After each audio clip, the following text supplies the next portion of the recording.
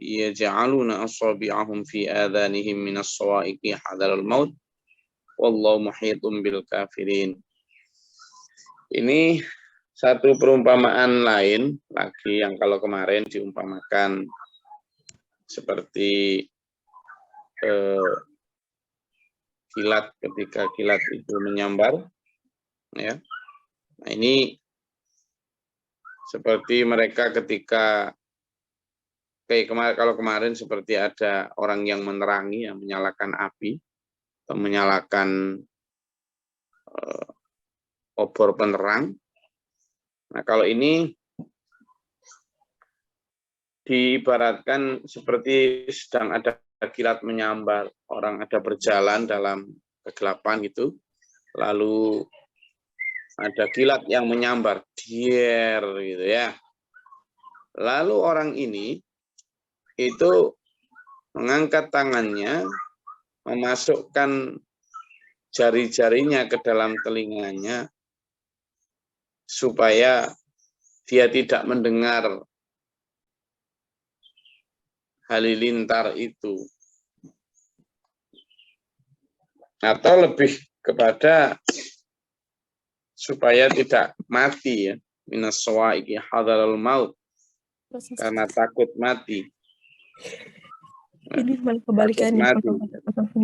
Yaj'aluna asabi'ahum fi adhanihim minas sawa'iqi hadaral maut, takut mati. Karena takut kesambar halilintar itu. Nah, padahal halilintar itu ya begitu itu. Misalnya ada satu desa, ada halilintar menyambar, dier gitu. Orang sedesa ya menutup telinganya semua, dipikirnya halilintar itu ngincer dia. Padahal semua orang sedesa ya masing-masing berpikir seperti itu. Tidak mungkin. Jadi apa yang mungkin itu adalah ya memang sifatnya halilintar itu ya menyambar-nyambar begitu.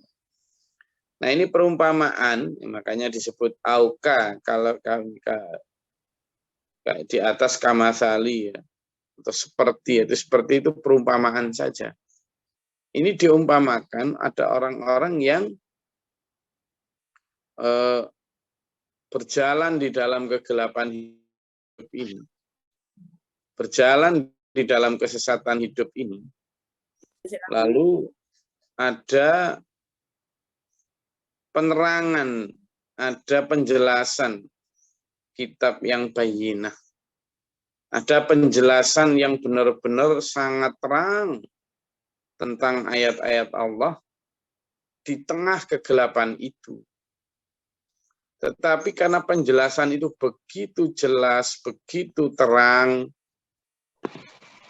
ya, sehingga seringkali memukul perasaan dari orang yang dijelaskan. Perasaan maksudnya seperti apa? Ya merasa bahwa, wah ini kan nyinggung aku ini pengajian ini, gitu. Wah materinya kok jadi nyindir-nyindir gitu. Sehingga ya ja'aluna asabi'ahum. Kalau di petir yang kelihatan, ya ja'aluna asabi'ahum ya gini. Nah gini, kan gitu. Nutupi telinganya, biar nggak dengar kilat. Maka kalau dalam hal filosofi ini, dia menutup hatinya, tidak mau mendengar, menghindar dari peringatan itu. Karena khawatir kalau nanti mendengarkan, jadi nyinggung perasaannya. Gitulah. Jadi nyinggung perasaannya. Sering nggak kita merasa kadang kesinggung gitu? Ayo. Ya. Sering nggak kesinggung ayat-ayat Allah, kesinggung hadis-hadis Nabi, kesindir prediksi-prediksi Allah itu. Nah, hal-hal ini yang akhirnya membuat kita itu merasa, itu nggak nyinggung aku itu. Ngaji kok nyinggung-nyinggung orang, ngaji kok nyindir-nyindir orang, ngaji kok ngelok-ngelok no. Padahal enggak, ngelok no gimana. Petir itu ya begitu itu. Minas sawa'i hadarul maut. Mereka takut mati. Kalau ketika petir takut mati. Tapi kalau kita di kehidupan sekarang ini ketika ada peringatan Al-Quran, ada penjelasan yang sangat bayinah, bukan kok takut mati. Ya, tapi takut kalau kemudian kesalahannya terkonangi, kekurangannya diketahui. Itu loh. Apalagi kalau dia punya posisi di tengah masyarakat, terhormat, wah itu wedi, takut. Nanti gimana kalau saya ternyata dari kacamata Quran yang disampaikan itu nggak benar, masa sih aku kok nggak benar? Nah, itu akhirnya apa? Dia menutup telinga hatinya, menutup. Tahu dia sebenarnya kebenaran itu, tapi dia memilih untuk tidak mempercayainya. Tahu dia bahwa yang disampaikan itu baik, tapi karena yang disampaikan itu satu, mengenai dirinya sendiri. Dua, berbeda dengan apa yang selama ini dia sampaikan. Maka dua faktor itu bisa membuat seseorang yang terkenal ahli agama tidak mau dengar dari peringatan yang lain, gitu ya. Oh, gengsi dong gimana, begitu. Nah, rasa gengsi, rasa takut kehilangan kehormatan, sanjungan, atau bahkan kehilangan harta, kekurangan harta ini yang disebut hadarul maut di sini. Karena takut mati, perumpamaannya adalah takut mati pasaran, takut mati citranya, takut ini, takut itu, takut kesaing, segala macam. Itu bisa. Sehingga karena ini Allah memberi perumpamaan, maka harus kita gali betul apa sebenarnya, siapa dan bagaimana yang dimaksud Allah itu. Dengan kok pakai perumpamaan begitu. Nah, ini saya beri alternatif jawaban dari kenapa Allah memakai perumpamaan ini.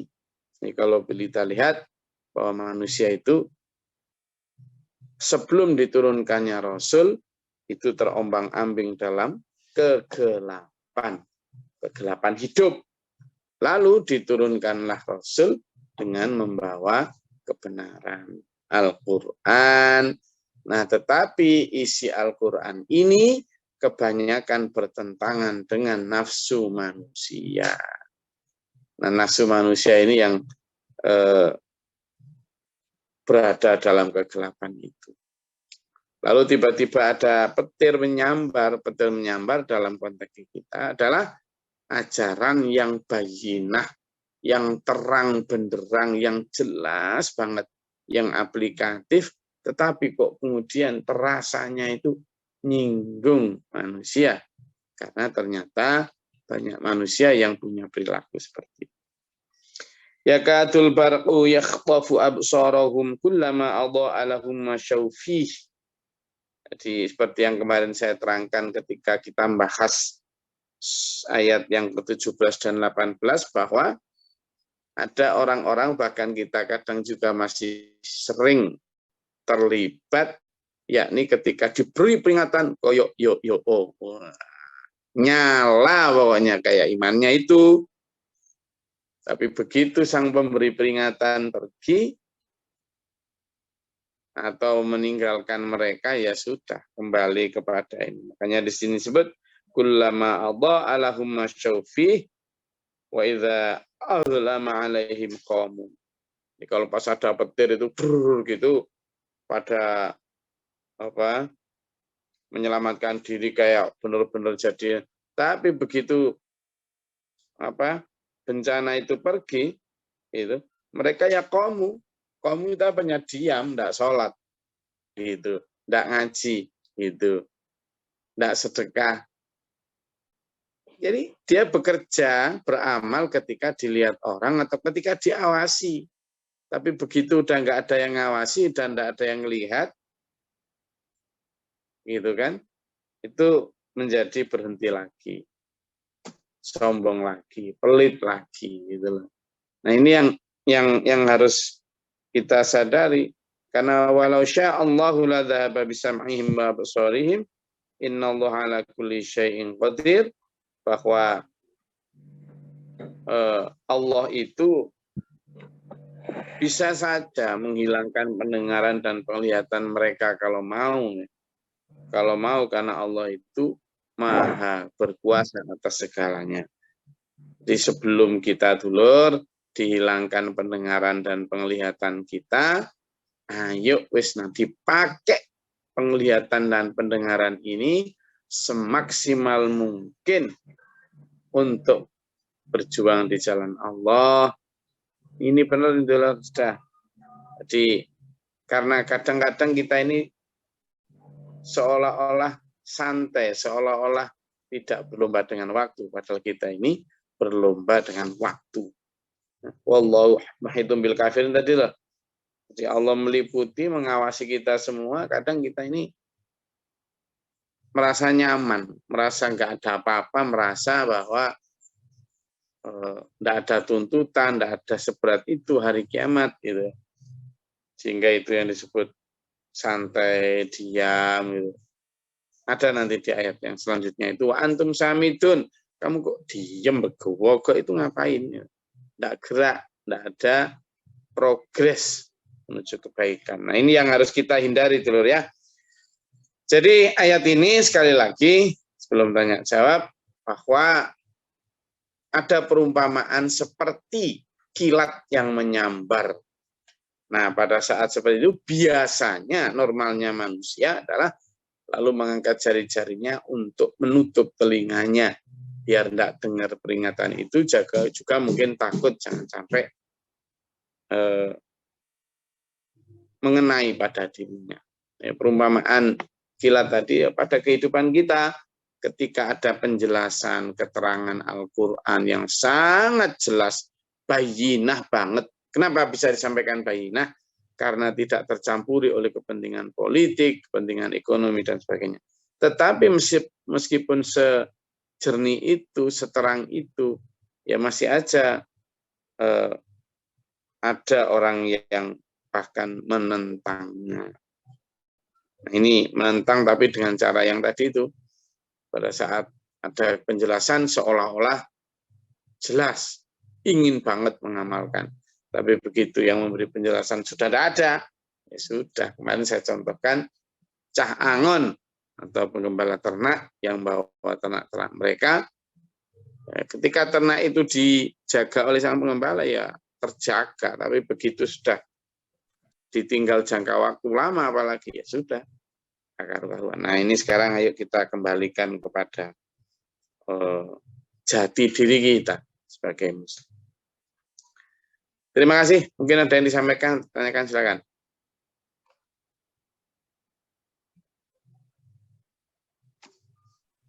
Izin Gus, izin Gus. Silakan Bu Dia. Kalau saya pribadi ketika mendengar sindiran-sindiran itu bukan sebuah cambuk, bukan sebuah ini bukan bikin marah, tapi sebagai cambuk atau peringatan buat diri saya bahwa oh iya ya gitulah. Sehingga untuk iya aku harus ingat itu, misalnya seperti itu. Bukan jadi tersinggung gitu loh, Gus. Iya.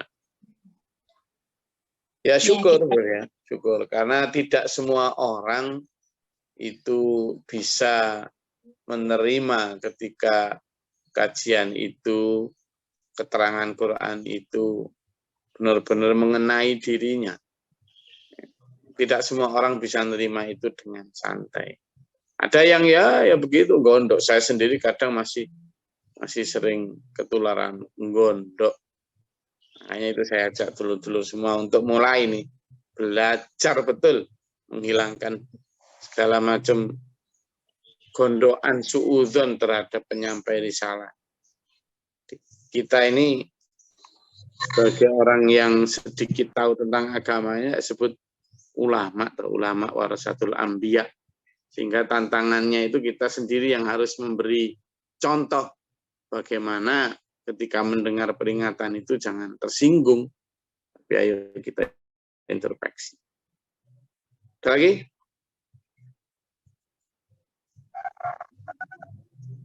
Gus, Silakan. saya mau membacakan asbabun nuzul dari ayat ini.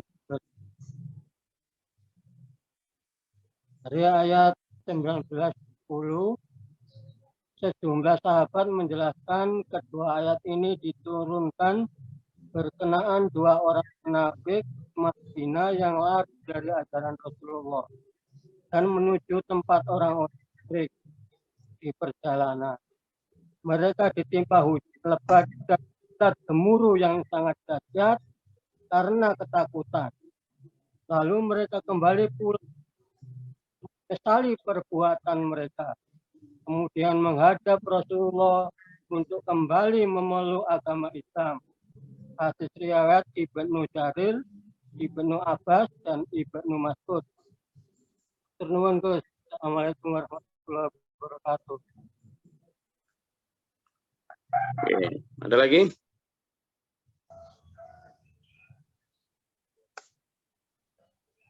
Ada yang mau disampaikan? Silakan.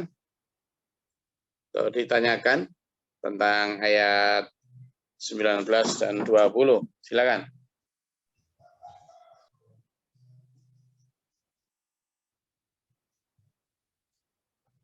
Enggak.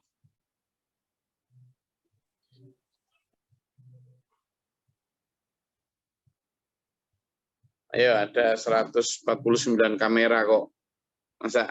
Ayo kita hangatkan dengan diskusi. Terkait ini, kita pakai ini sebagai kaca ya, untuk diri kita sendiri saja.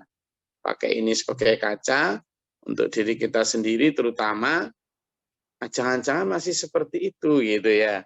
Karena kebanyakan kita memang ya itu tadi, ketika ada pengajian yang sifatnya ndak nyinggung perilaku, ya pokoknya happy-happy lah. Ya nyaman, aman gitu. Bahkan disukai, digemari. Tapi begitu ada kajian atau apa yang benar-benar ngena pada perilaku, nah ini yang sering dihindari. Nah, kita terlibat itu enggak gitu ya. Kalau saya sih dihindari atau enggak dihindari itu ya enggak ngaruh ya. Tetap akan jalan terus. Monggo Pak Yipul Amin Dampit, ada yang mau disampaikan? Buatan Gus. Oke. Oke, selain itu monggo, ada lagi yang mau menyampaikan sesuatu?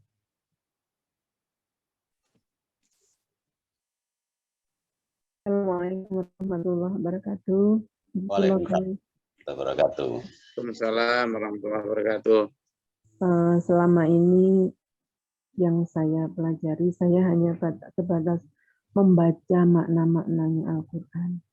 Saya berusaha untuk mencoba membaca. Akan tetapi hari ini saya justru melek. Saya sangat bersyukur sekali. Saya bisa belajar banyak makna-makna yang saya baca selama ini. Ternyata ketika dikaji, ya Allah, luar biasa. Hal-hal yang selama ini saya tahu, mungkin saya sekedar tahu, saya sekedar tahu, tapi saya belum mengerti. Saya belum bisa memaknai dengan baik. Terima kasih, saya dimasukkan di grup ini. Saya sangat bersyukur sekali karena saya belajar banyak dari makna Al-Quran. Kajian ini begitu luar biasa buat saya. Sakit saya, mungkin buat saya itu kasih sayang Allah supaya saya bisa belajar lebih banyak lagi makna-makna dalam Al-Quran. Memang Gus, selama ini saya mengerti misalnya wanita itu harus memakai hijab dan yang saya baca artinya adalah sampai menutup dada kan, tapi yang selama ini saya lakukan mungkin masih tidak syar'i seperti itu. Kadang orang mengerti, tahu dan membaca mengerti, tapi untuk melaksanakan itu memang tidak mudah. Saya sendiri contohnya, Gus. Terima kasih, saya sudah belajar banyak.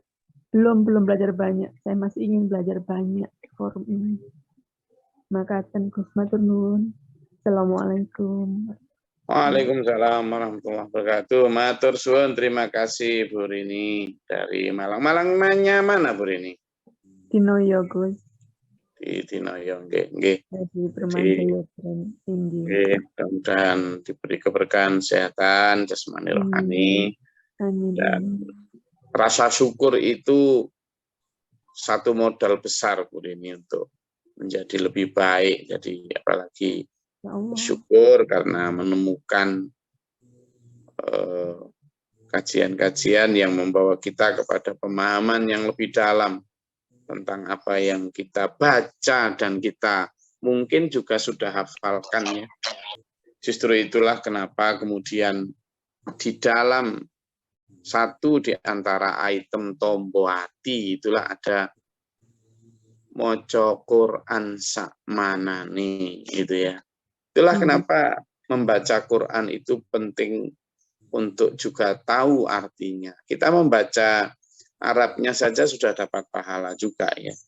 Tapi akan lebih bagus kalau kemudian selain kita tahu dan membaca Arabnya, kita juga tahu artinya. Ya, itu juga berlaku untuk ketika kita sholat ya. Ketika kita sholat itu sebaiknya memang kita tahu apa yang kita baca. Karena apa? Ada salah satu ayat di dalam Al-Quran itu bunyinya adalah A'udzubillahi minasyaitonirrajim. La taqrabus sholata wa antum sukara hatta ta'lamu ma taqul. Kamu itu jangan sholat sedang kamu dalam keadaan mabuk. Sehingga sampai kamu itu mengerti apa yang kamu katakan. Nah, orang yang sholat dulu ini memang berkaitan dengan hukum khamr ya, hukum minuman keras.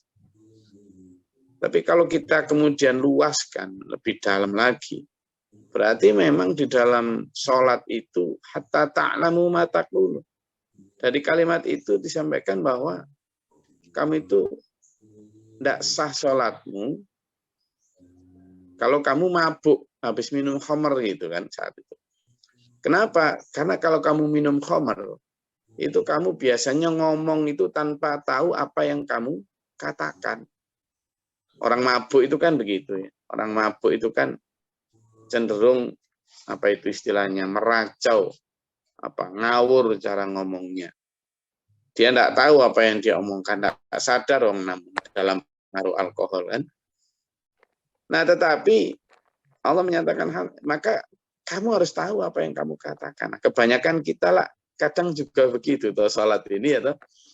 Mulai dari takbiratul ikram ketika kita membaca doa iftitah, baik yang membaca Allah Akbar kabira alhamdulillah kabira dan seterusnya, maupun yang membaca Allahumma ba'id baini wa baina khotoyaya dan seterusnya, itu kadang-kadang kita tidak tahu itu artinya.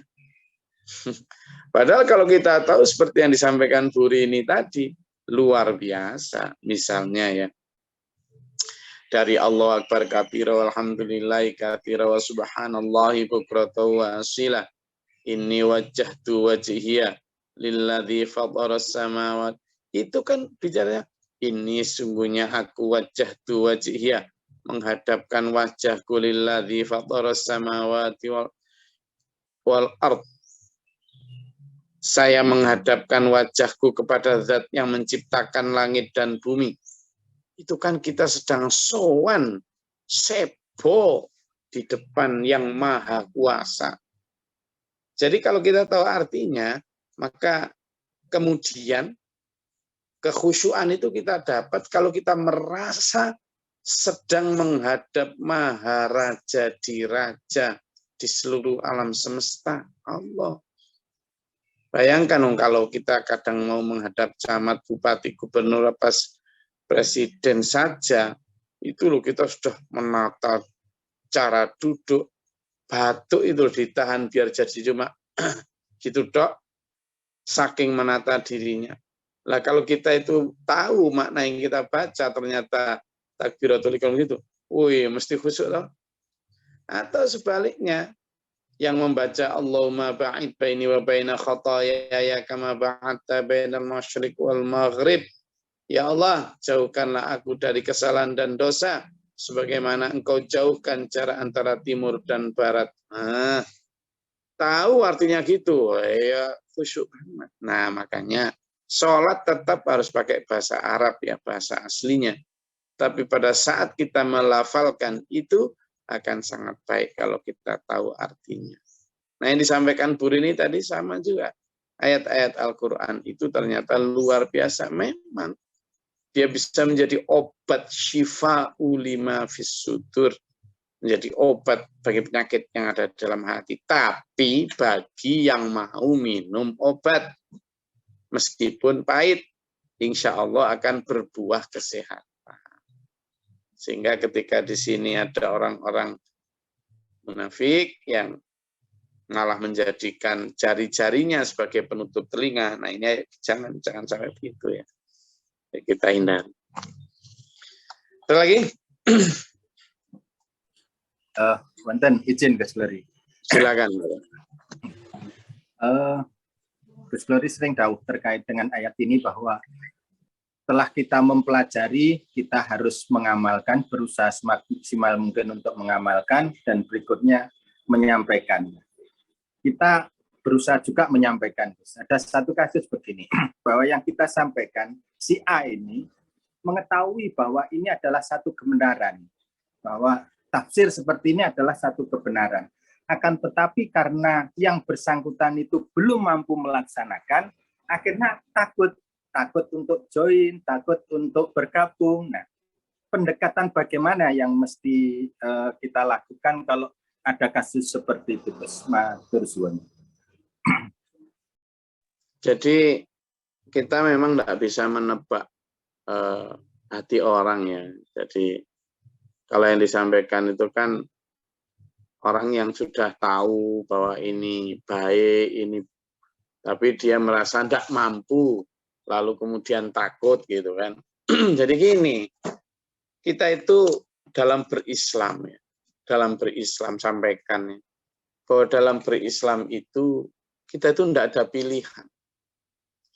Jadi makanya yang kemarin dalam surat Al-Ahzab itu kita pelajari itu kan, a'udzubillahi minasyaitonirrajim, wa ma kana limu'minin wala mu'minatin idza qadallahu wa rasuluhu amran ayyakuna lahumul khiyaratu min amrihim wa may ya'sillaha wa rasulahu faqad dhalla dhalalan mubina. Di situ disebutkan ada. Yang kemarin sudah kita pelajari, Al-Ahzab ayat 36 atau 38, ya kan? Dan tidak pantas bagi orang mukmin laki-laki maupun mukmin perempuan. Coba dilihat aja di surat Al-Ahzab itu. Al-Ahzab itu surat ke-33. Nanti kita tunjukkan aja di situ. 36, Gus. Enggak.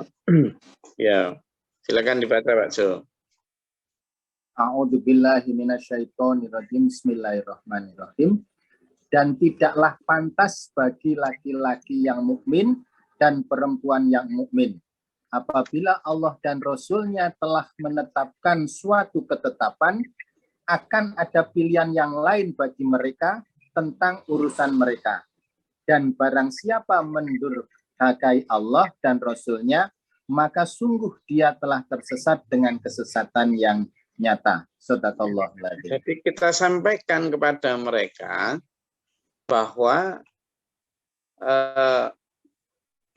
perintah untuk menjalankan agama itu tidak ada pilihan. Kita itu begitu sudah ada Al-Quran mengatakan begini, kalau kita beriman itu tidak ada kok, waduh ini berat aku, waduh tidak ada itu. Ini berat aku nggak ngelakukan ini dulu misalnya, atau misalnya ada perintah sholat itu. Terus wah ini aku nggak bisa, aku tak maghrib aja, aku zuhur nggak bisa, aku sholat ini. Tidak ada itu. Jadi wa ma kana lahumul khiyarah. Khiyarah itu options, negosiasi, pilihan, tidak ada.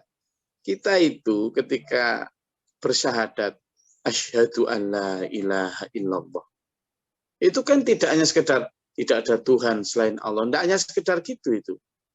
Saya bersaksi, saya bersumpah, dan saya berjanji bahwa akan menuhankan Engkau ya Allah.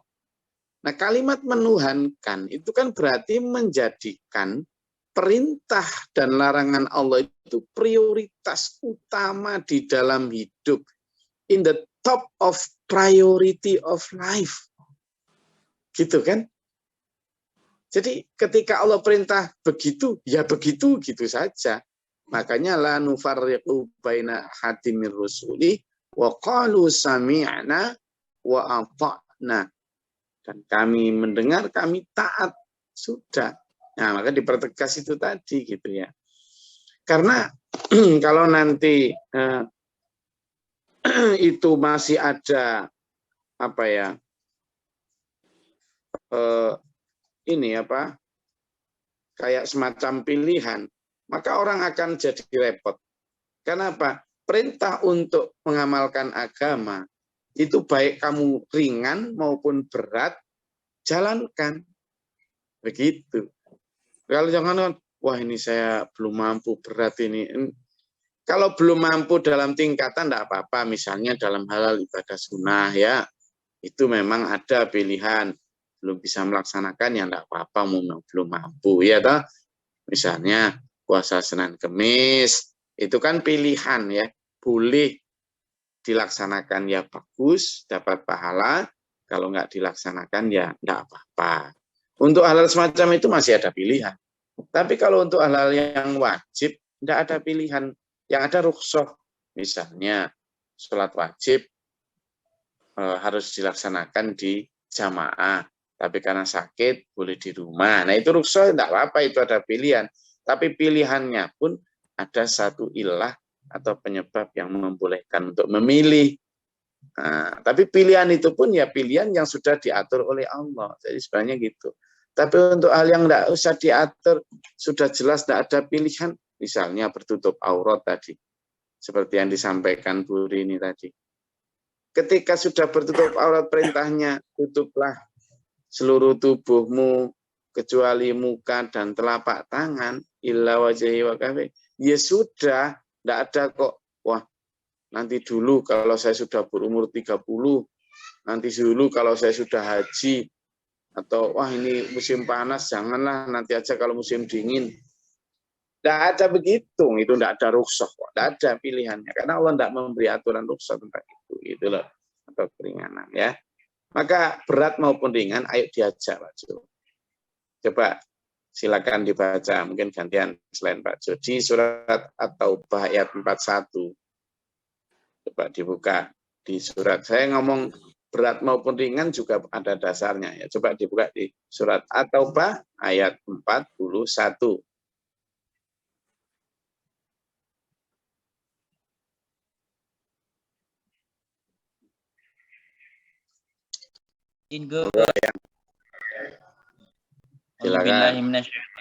Bismillahirrahmanirrahim. Berangkatlah kamu baik dengan rasa ringan maupun dengan rasa berat, dan berjihadlah dengan harta dan jiwamu di jalan Allah. Yang demikian itu adalah lebih baik bagimu jika kamu mengetahui. Terus Bun. Jadi itu waktu itu ada seruan untuk maju perang, berjihad bersama Rasulullah. Nah, pada saat itu musimnya musim panas itu. Musim panas itu, yo guys, berat banget gitu kan. Nah, tapi perintahnya itu apa coba? Infiru Berangkatlah kalian, bersegera kalian, baik khifafan wa thiqalan. Baik itu ringan maupun berat. Loh, jelas tak? Jadi ketika sudah tahu kebenaran itu, apa perintahnya? Wajah itu bi amwalikum wa anfusikum fi sabilillah. Sudah berangkat, dzalikum khairul lakum, itu baik untuk kamu in kuntum ta'lamun. Tapi jika kamu tahu itu, lah yang disampaikan Pak Jo tadi kan teman misalnya udah tahu itu baik, cuma karena berat mundur. Loh, kalau udah tahu kok mundur gitu. Padahal afdalu a'mal ahmazuha, amal yang paling baik itu justru yang berat, karena di balik berat itu ada kemuliaan, keberkahan ridho Allah yang juga lebih besar. Saya rasa itu ya kajian kita pada pagi hari ini, waktu yang membatasi kita, tapi intinya begini, sekali lagi saya selalu katakan, ajak gini Pak Jo, ayo jangan menghindari yang berat, tetapi minta kuat. Sekali lagi, ketika ada perintah maupun larangan Allah, ketika ada kebenaran yang hak, yang terasa berat, jangan dihindari. Jangan menghindari yang berat, tetapi ayo meminta kepada Allah diberi kuat. Oke? Saya rasa itu kajian kita pada pagi hari ini. Semoga Allah menguatkan kita, meskipun sambil dikit-dikit ngantuk, tapi tetap sabar di dalam mencari ridho Allah. Oke? Semoga Allah merahmati kita, meridai kita, menuntun kita dalam siratal mustaqim. Amin. Allahumma sholli wa sallim. Allahumma fil lil mu'minin wal mu'minat wal muslimin muslimat. Allahumma atina fi man hadayta wa afina fi man afayta wa barik lana fi ma atayta. Taufiq wa atubu ilaika. Allahumma daf'an al-bala wal waba wa tahsin. Rabbana najina wa dina sabna. Allahumma arfa' darajatana fi dunya. Rabbana man afaqtu bina ma syahidin rabbana la tuzigh qulubana ba'da idh hadaytana. Rabbi a'udzu bika min hamazati syaitan wa min Rabbana hab lana Allahumma ta'alana bab as-sama' wa rahmatika Allahumma asil 'anna Rabbana man afaqtu bina ma syahidin rabbana la tuzigh qulubana ba'da idh hadaytana. Rabbana atina fid dunya hasanah wa fil akhirati hasanah. Subhana rabbika rabbil izzati amma yasifun, salamun alhamdulillahi rabbil alamin. Wassalamualaikum warahmatullahi wabarakatuh. Waalaikumsalam warahmatullahi wabarakatuh. Thank you guys. Waalaikumsalam warahmatullahi wabarakatuh. Allahumma arhamna bil Qur'an